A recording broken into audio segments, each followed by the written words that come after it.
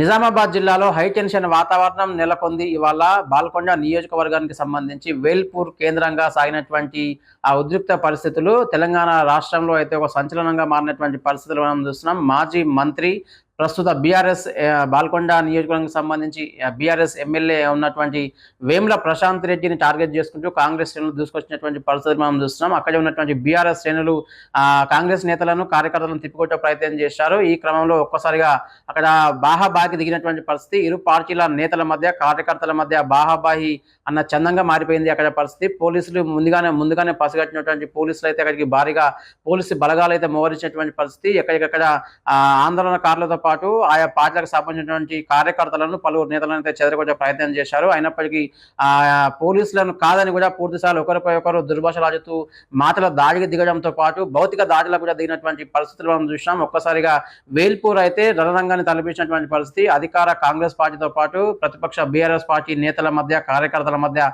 ఉన్నటువంటి వాగ్వాదం కాస్త తారాస్థాయికి చేరుకున్నటువంటి ఆ పరిణామ క్రమంలో ఒక్కసారిగా వేల్పూర్ కేంద్రంగా ఉద్రిక్త పరిస్థితులు నెలకొన్నటువంటి పరిస్థితులు మనం చూస్తున్నాం. అయితే గత బీఆర్ఎస్ పార్టీకి సంబంధించినటువంటి అప్పటి హామీలను విస్మరిస్తూ కాంగ్రెస్ శ్రేణులు అయితే పోటాపోటీ ప్రచారాలు నిర్వహించినటువంటి నేపథ్యం కావచ్చు, సోషల్ మీడియా వేదిక ద్వారా పలు పోస్టులను పోస్ట్ చేస్తూ వస్తుంది. మరోవైపు కాంగ్రెస్ పార్టీ అధికారంలోకి వచ్చిన తర్వాత ఎన్నికల సమయంలో రేవంత్ రెడ్డి సర్కారు కొలువుదీరినట్లయితే రేవంత్ రెడ్డి స్వయంగా గల్ఫ్ సంక్షేమ నిధి కావచ్చు, గల్ఫ్ సంక్షేమ బోర్డుతో పాటు ఎన్ఆర్ఐ సంక్షేమ బోర్డుతో పాటు మరోవైపు గల్ఫ్ బాధితులకు వారి కష్ట నష్టాలను తెలుసుకునేందుకైతే ఏకంగా టోల్ ఫ్రీ నంబర్ను ఏర్పాటు చేస్తామంటూ కూడా కొన్ని హామీలు గుప్పించినటువంటి ఈ నేపథ్యంలో అవన్నీ కూడా ఇవాళ బీఆర్ఎస్ శ్రేణులు గుర్తించే ప్రయత్నం చేశారు, నిర్దేశ ప్రయత్నం చేశారు. ఈ వ్యవహారానికి సంబంధించి గత పీరియడ్ లో బీఆర్ఎస్ హయాంలో మీరు గల్ఫ్ బాధితుల కోసం కావచ్చు, గల్ఫ్ సంక్షేమానికి కోసం మీరేం చేశారంటూ కూడా కాంగ్రెస్ శ్రేణులు ప్రశ్నించే ప్రయత్నం చేశాయి. ఈ క్రమంలో ఒక్కసారిగా ఉద్రిక్త చోటు చేస్తున్నటువంటి పరిస్థితి, బాహాబాకి దిగినటువంటి పరిస్థితులు మనం చూస్తున్నాం. ఇదే అంశానికి సంబంధించి కాంగ్రెస్ పార్టీకి సంబంధించి ప్రధానంగా నిజామాబాద్ జీసీసీ ప్రెసిడెంట్ మానాల మోహన్ రెడ్డిని గృహ నిర్బంధం చేశారు పోలీసులు. మరి బీఆర్ఎస్ కూడా కాంగ్రెస్ పార్టీతో బాహాబాయికి దిగినటువంటి పరిస్థితి మనం చూస్తున్నాం. ఏకంగా వేముల ప్రశాంత్ రెడ్డి ఇంటికి చొచ్చుకుపోయేటటువంటి ఆ పరిణామక్రమంలో అక్కడ ఉన్నటువంటి మరికొంతమంది బీఆర్ఎస్ నేతలు కావచ్చు, కార్యకర్తలు కావచ్చు, మరి వేముల ప్రశాంత్ రెడ్డి అనుచరులు అయితే ఒక్కసారిగా వారి ఆగ్రహం కూడా కట్టలు తెంచుకుంది. కాంగ్రెస్ వర్సెస్ బీఆర్ఎస్ అన్న చందంగా మారిపోయినటువంటి పరిస్థితులు మనం చూస్తున్నాం. ఈ అంశానికి సంబంధించి నిజామాబాద్ జిల్లా అయితే ప్రస్తుతం అయితే ఉద్రిక్తల పరిస్థితులకు అయితే కీరాబిగా నిలిచినటువంటి ఆ సిచ్యువేషన్స్ మనం చూసాం. ఈ క్రమంలో బీఆర్ఎస్ వర్సెస్ కాంగ్రెస్ అన్న చందంగా మారిపోయినటువంటి పరిస్థితి. ఈ అంశానికి సంబంధించి ఒకరిపై ఒకరు పరస్పర భౌతిక దాడులకు దిగవడంతో పాటు మాటల దాడికి దిగినటువంటి నేపథ్యంలో ప్రతి సవాళ్ళు విసుకున్నటువంటి నేపథ్యంలో ఏకంగా భౌతిక దాడులకు అయితే తెగబడినటువంటి పరిస్థితి మనం చూస్తాం. ఇప్పటికే వందల సంఖ్యలో పోలీసు బలగాలు అయితే మోహరించినటువంటి పరిస్థితి. ప్రస్తుతం 144 సెక్షన్ అక్కడ పోలీసు అయితే అమల్లో ఉంచినటువంటి పరిస్థితి మనం చూస్తున్నాం. నిజామాబాద్ సిపి ఆధ్వర్యంలో పూర్తి స్థాయిలో నేటికైతే ప్రస్తుతం అయితే ఇంకా 144 సెక్షన్ అమలు పరుస్తూనే ఉన్నటువంటి పరిస్థితి మనం చూస్తున్నాం. అంటే మాజీ మంత్రి అదేవిధంగా ప్రస్తుత బీఆర్ఎస్ బాల్కొండ ఎమ్మెల్యే ప్రశాంత్ రెడ్డిని టార్గెట్ చేసుకుంటూ పూర్తి స్థాయిలో అక్కడ కాంగ్రెస్ కార్యకర్తలు అయితే బాహాబాయికి దిగడంతో పాటు బీఆర్ఎస్ శ్రేణులు సైతం తమతోనే బాహాబాయికి దిగుతారా అంటే కూడా వారు కూడా వీరిని ఎండగట్టే ప్రయత్నం చేశారు. కాంగ్రెస్ పార్టీ ఎన్నికల సమయంలో భాగంగా గల్ఫ్ కార్మికుల సంక్షేమం కోసం గల్ఫ్ కార్మికుల నిధి కావచ్చు, గల్ఫ్ కార్మికులకు సంబంధించి ఒక బోర్డు ఏర్పాటు చేస్తాం, అదేవిధంగా టోల్ ఫ్రీ నంబర్లు ఏర్పాటు చేస్తామంటూ గతంలో ఎన్నికల సమయంలో కాంగ్రెస్ పార్టీ శ్రేణులు అయితే ఒక హామీ గుప్పించింది. హామీ గుప్పించినటువంటి నేపథ్యంలో నేటికి అమలుకు నోచుకోపోయినటువంటి ఆ పరిణామ క్రమంలో బీఆర్ఎస్ కూడా బాహాబాకి దిగింది. ఇరు పార్టీల నేతల కార్యకర్తల మధ్య ఉద్రిక్త వాతావరణం చేసుకుంది. మొత్తానికి వేల్పూర్ కేంద్రంగా హైటెన్షన్ వాతావరణం నెలకొన్నటువంటి నేపథ్యంలో పోలీసులు మాత్రం వారందరూ నిర్వహించే ప్రయత్నం చేశారు, ఆందోళనకారులను చెదరగొట్టే ప్రయత్నం చేశారు. ఈ అంశానికి సంబంధించి మాజీ మంత్రి ప్రస్తుతం బీఆర్ఎస్ బాల్కొండ ఎమ్మెల్యే వేముల ప్రశాంత్ రెడ్డి అయితే తాజాగా కొద్దిసేపటి క్రితం ఒక వీడియో రిలీజ్ చేయడం జరిగింది. ఆ వీడియోకి సంబంధించి ఒక సందేశాన్ని పంపడం జరిగింది.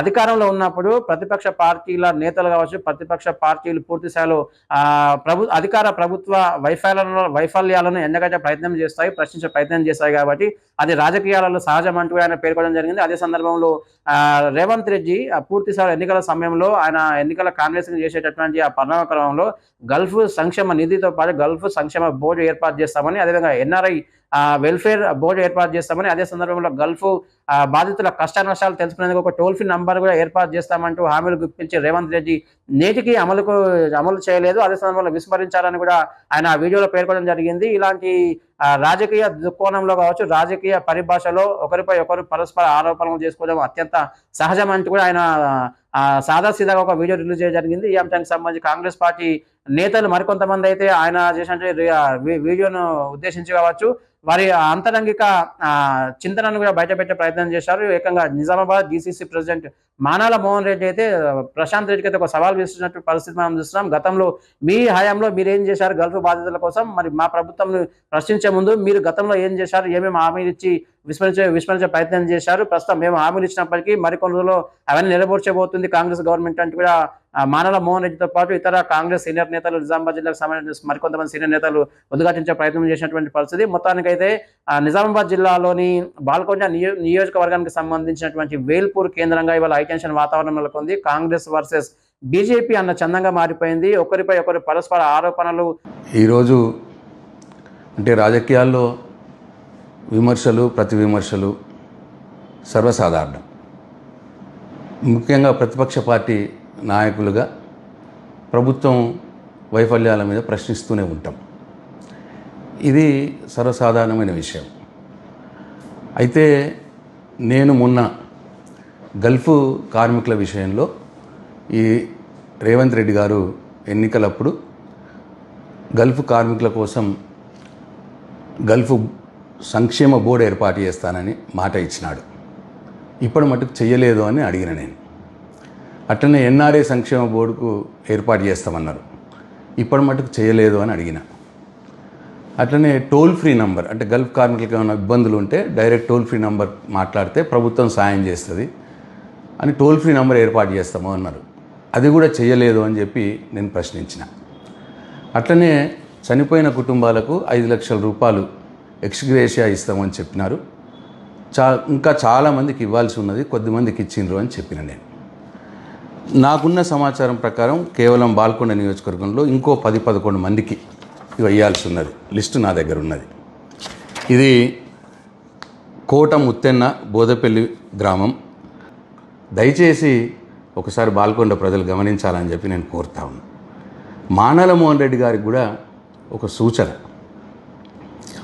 నా ఇంటి మీదకి దాడి చేస్తున్నావు, లేకపోతే నేను రాజకీయ సన్యాసం తీసుకుంటున్నావు, లేదు మా వాళ్ళు నీ ఇంటి మీదకి దాడి చేస్తున్నావు, నువ్వు రాజకీయ సన్యాసం తీసుకోవాలని అడుగుతున్నావు, దాంతో ప్రజలకు వచ్చే లాభం ఏం లేదు. అది వట్టి టైంపాస్ కార్యక్రమాలు ఇవన్నీ.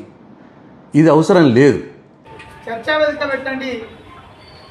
10 సంవత్సరాల బీఆర్ఎస్ ప్రభుత్వంలో జరిగిన అభివృద్ధి ఎంత, జరిగిన అవినీతి ఎంత, వాళ్ళు ఇచ్చిన సంక్షేమ ఫలాలు ఏంటనే విషయం పైన, అదేవిధంగా రాష్ట్ర ముఖ్యమంత్రిగా రేవంత్ రెడ్డి గారు వచ్చిన తర్వాత ఈ రాష్ట్రంలో జరిగిన అభివృద్ధి ఎంత, మేము ఇచ్చిన సంక్షేమ ఫలాలు ఎంత, వాటిపైన దూషణలు చేసుకోవడం కాకుండా భౌతిక దాడులకు తెగబడినటువంటి పరిణామక్రమంలో పోలీసులంతా వారందరినీ కూడా నిర్వహించే ప్రయత్నం చేశారు. మొత్తానికి వేల్పూర్ కేంద్రంగా ఇవాళ హైటెన్షన్ వాతావరణం నెలకొన్నటువంటి నేపథ్యంలో ఈ రాజకీయంగా అయితే తెలంగాణ రాష్ట్ర వ్యాప్తంగా ఈ అంశం అయితే చర్చకు వచ్చినటువంటి పరిస్థితులు మనం చూస్తున్నాం.